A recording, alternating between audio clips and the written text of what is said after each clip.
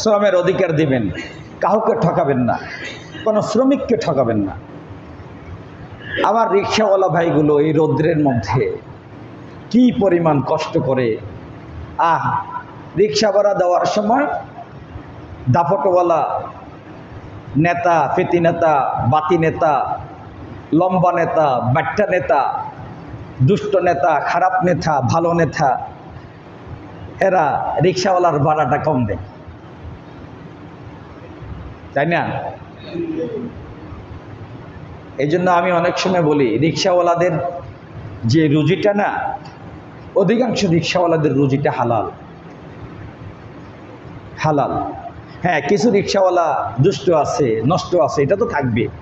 সব শ্রেণী সব জায়গার মধ্যে কিছু ভালো থাকে, কিছু খারাপ থাকে। রিক্সাওয়ালাদেরকে অথবা যে কোনো আপনার অধীনস্থ যাকে আপনি কর্ম খাটিয়েছেন তাকে আপনি ঠকাবেন? আপনি না ঠকাবেন তো আপনি নিঃসন্দেহে ঠকে গেলেন। আপনি ঠকাইছেন না, আপনি নিজে ঠকে গেছেন। আপনি 10 টাকা কম দিচ্ছেন তো আল্লাহ পাকে 10,000 টাকা আপনার থেকে বের করে নেবে। আপনি টেরও পাবেন না, টেরও পাবেন না। এই জন্য হুঁশিয়ার। আর প্রত্যেক শ্রমজীব লোকগুলোকে মর্যাদার সাথে, ইজ্জতের সাথে বলা, মামা আসেন, এই ভাই আসেন, চাচা আপনি যাবেন, সুন্দরভাবে কথা বলা। আল্লাহ আমাদেরকে তাওফিক দান করুন। প্রিয় ভাইয়েরা, তৃতীয় নম্বর, শ্রমিককেও তার দায়িত্ব পালনে সতর্ক থাকতে হবে। এতক্ষণ পর্যন্ত শ্রমিকরা অনেকে খুশি মনে মনে যে হুজুর শ্রমিকের কথাই কয়, হ্যাঁ, কিন্তু শ্রমিকরা যে 2 নম্বরই করে, ডিউটি হলো মালিকের, ডিউটি হলো সকাল 8টা থেকে রাত ধরেন সন্ধ্যা পর্যন্ত।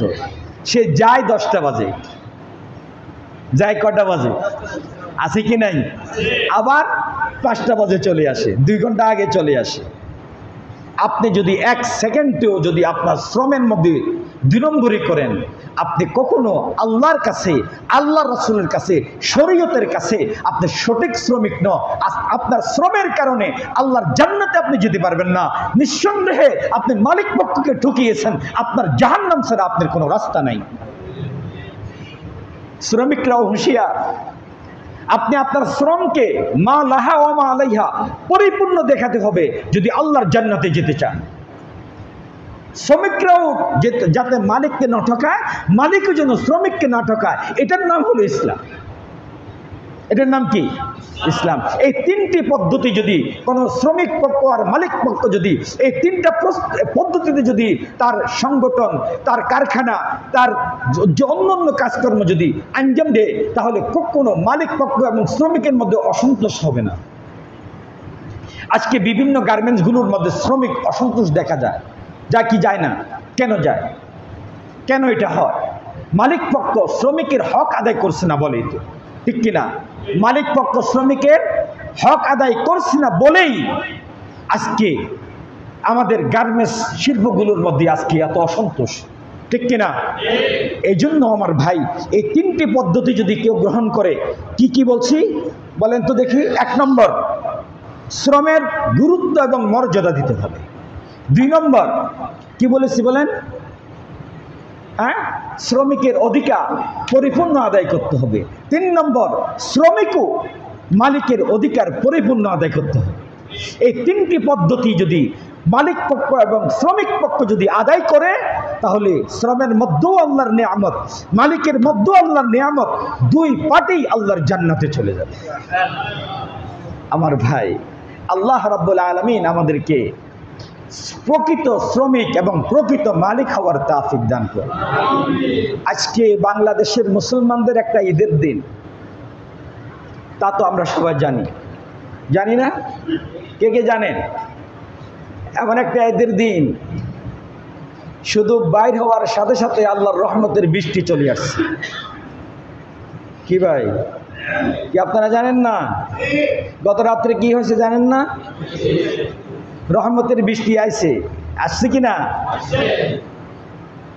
এই জন্য শায়েখ আহমদুল্লাহকে, হাফিজাহুল্লাহকে কেউ জিজ্ঞেস করছে, হুজুর এত স্পেসিকার নামাজ পড়ি, বৃষ্টি হয় না কে?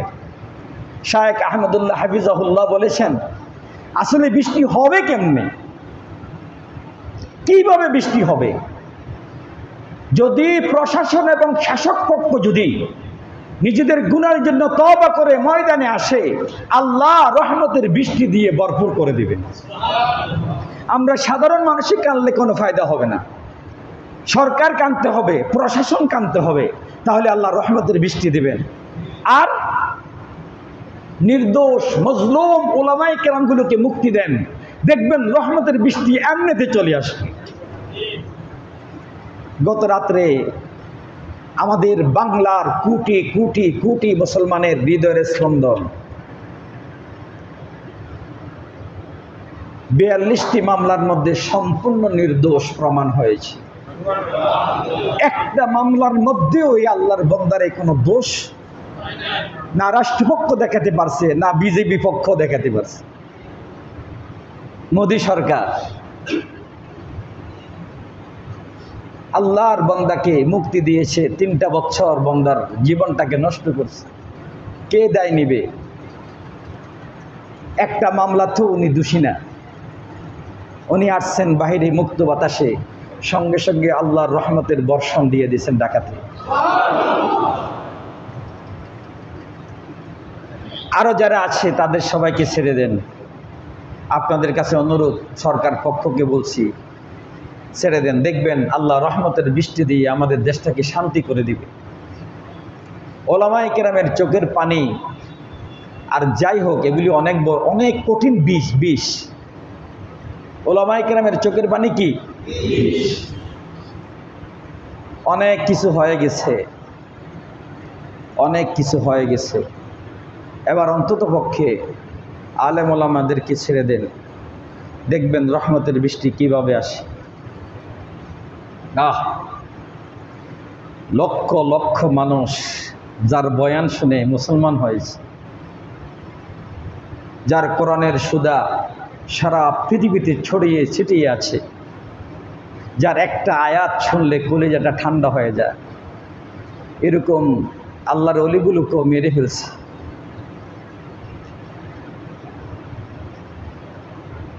আল্লাহ আমাদের সবাইকে বুঝদান করুন। আল্লাহ দেশ ও জাতির উপরে রহম করুন। আল্লাহ মুসলমানদেরকে সঠিক বুঝদান করুন। আল্লাহ মুসলমানদের জান মান ইজ্জত আবরুকে হেফাজত করুন।